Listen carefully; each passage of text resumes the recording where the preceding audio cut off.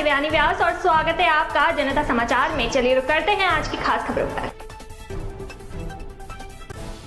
तराई के संस्थापक और महान स्वतंत्रता संग्राम सेनानी स्वर्गीय पंडित रामसुमेर शुक्ला के 106वीं जयंती के अवसर पर विधायक राजेश शुक्ला, विधायक राजकुमार ठुकराल, जिला अध्यक्ष शिव अरोड़ा के नेतृत्व में सैकड़ों लोगों ने उनकी प्रतिमा पर माल्यार्पण किया। उपस्थित वक्ताओं ने कहा कि प्रसिद्ध स्वतंत्रता संग्राम सेनानी पंडित रामसुमेर शुक्ला का जन्म ग्राम भीड़ी, तहसील रुद्रपुर, जिला देवरिया, तत्कालीन जिला गोरखपुर, उत्तर प्रदेश में 28 नवंबर 1915 को हुआ था। उन्होंने छात्र जीवन से ही नेतृत्व की क्षमता थी और जो उन्हें एक अलग पहचान देती थी। स्वर्गीय शुक्ला 1936 में लाहौर अधिवेशन में मात्र 21 वर्ष की आयु में जिन्ना के द्विराष्ट्रवाद का खुले मंच से विरोध किया था और राष्ट्रीय स्तर पर उन्होंने अपनी पहचान बनाई थी। नैनी जेल, इलाहाबाद और फतेहगढ़ जेल में हुए नजरबंद कैदी के रूप में अनेकों घोर यातनाएं सही। पंडित गोविंद वल्लभ पंत जी द्वारा तराई को आबाद कराने की जिम्मेदारी स्वर्गीय पंडित रामसुमेर शुक्ला जी के नेतृत्व में गठित 3 सदस्यीय टीम को सौंपी गई। स्वर्गीय शुक्ला ने अपनी जिम्मेदारी को निभाते हुए तराई को आबाद किया। आज जो रुद्रपुर का विकसित स्वरूप दिख रहा है, इसकी नींव 1956 में स्वर्गीय शुक्ला ने रखी थी। स्वर्गीय पंडित रामसुमेर शुक्ला ने आमजन की समस्याओं को हल करने के लिए राष्ट्रीय और प्रांतीय स्तर पर आजीवन संघर्ष किया था। निरंतर संघर्षरत रहने के कारण उनका स्वास्थ्य खराब हो गया और 4 दिसंबर 1978 को 63 साल की आयु में रुद्रपुर उधम सिंह नगर में उनका देहांत हुआ। वर्तमान पीढ़ी के युवाओं को स्वर्गीय पंडित रामसुमेर शुक्ला द्वारा दी गई समाज सेवा और योगदान से प्रेरित होकर समाज सेवा करनी चाहिए।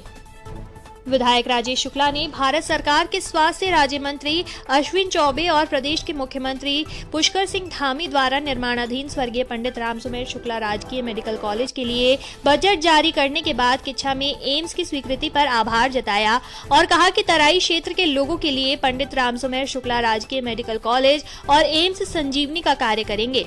इस दौरान सफलता संग्राम सेनानी उत्तराधिकारी संगठन के प्रदेश उपाध्यक्ष जगत सिंह परिहार, उत्तम दत्ता, रश्मि रस्तोगी, हरीश पंत, कुंदनलाल खुराना के साथ तमाम लोग मौजूद थे।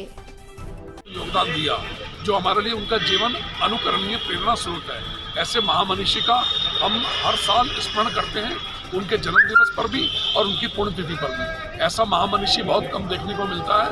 आज हम सब लोग उनको शुभकामना भी दे रहे हैं, उनके परिजनों को, और पंडित रामसुमेर शुक्ल के प्रति अपनी सच्ची श्रद्धांजलि भी, श्रद्धा के सुमन भी अर्पित कर रहे हैं कि ऐसा महामनीषी का जीवन हम सबको जीना चाहिए और जो उन्होंने क्रियाकलाप किए उनके पच्चनों पर चलते हुए हमें समाज को सुदृढ़ करना चाहिए। यही मेरा आज कट करना। दूसरा बाइट, मुख्यमंत्री आए थे, उन्होंने फिर से आश्वासन दिया, वचन दिया है कि नजूल का मामला इलेक्शन से पहले निपटा लिया जाएगा।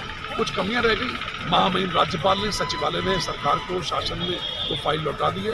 कुछ क्वेरियां मांगी हैं, आपत्ति है, उस आपत्ति का निराकरण करके पुनः फाइल जाएगी और 9 और 10 दिसंबर को विधानमंडल में हम लोग एक्ट के रूप में नजूल का मामला ले आएंगे। क्या आपको लगता है कि आपको चुनाव लड़ने से कुछ लोग नहीं देखना चाहते हैं, कुछ रोकने की भी रणनीति साजिश बन रही है? अब जो करते हैं वो अपने घर में बैठे। मैंने आज तक अपने जीवन में कोई भी अन्याय नहीं किया, कोई व्यभिचार, कोई अधर्म, मैंने पाप नहीं किया, किसी के प्रति कोई दुराग्रह नहीं, किसी भी प्रकार की कोई गंदी हराम की कमाई नहीं की। तो मेरा टिकट क्यों कटेगा?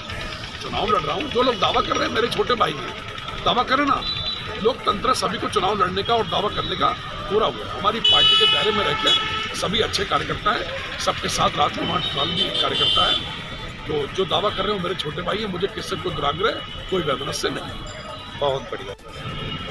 28 नवंबर 1915 को पैदा हुए थे और मुझे इस बात की खुशी है कि आज़ादी के अमृत महोत्सव में हमारे प्रधानमंत्री जी ने भी आह्वान किया है कि हम देश में जगह जगह, गांव-गांव, गली-गली जाकर उन सेनानियों को याद करें, उन शहीदों को याद करें जिनकी वजह से आज हमें आज़ादी की 75वीं वर्षगांठ मनाने का अवसर मिल रहा है।